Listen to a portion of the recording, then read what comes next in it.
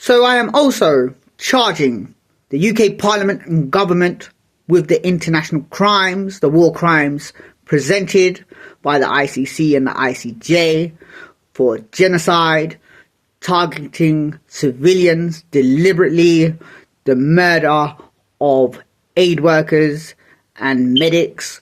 So these are deliberate targets, civilian crowds deliberately targeted, refugee camps deliberately targeted, slaughtering of tens and thousands of civilians. So let me speak about why the UK Parliament and government are being charged with their use of media, propaganda and unconditional support as they brush aside the war crimes and see themselves as heroes. So they are villains, powerful villains in the globe, which I look to annihilate. They are really manipulative for propaganda being used. Also in the media, they promote and they support in their papers, such as the Telegraph.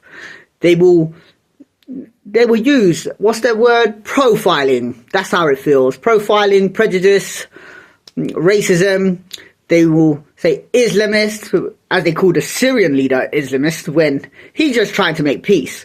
He came and visited Trump. He came and he visited the UK Parliament, shook hands with Lammy, and then England had bombed Syria the next day after he had just shaken the hands of Lammy.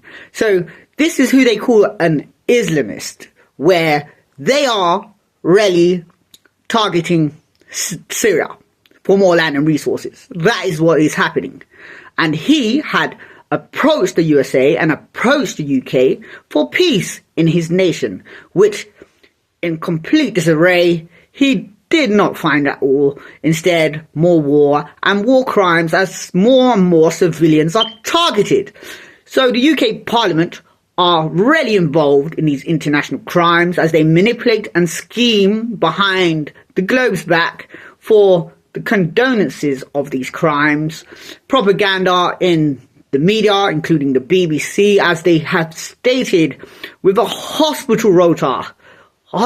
This is a terrorist rota, and that's how they would promote it, for the murder and death of medics. So they promote and they support this, and it is an act of heroism by Israel to target countless civilians, cause children to starve, and the killing of kids shot at, by the way. There are numerous accounts of children being shot, and basically the government of the UK, they support this by Israel unconditionally, and they will manipulate to condone these acts. So they are involved in these international crimes. All of the international crimes I have wrote in the prosecution, the UK Parliament are being charged for.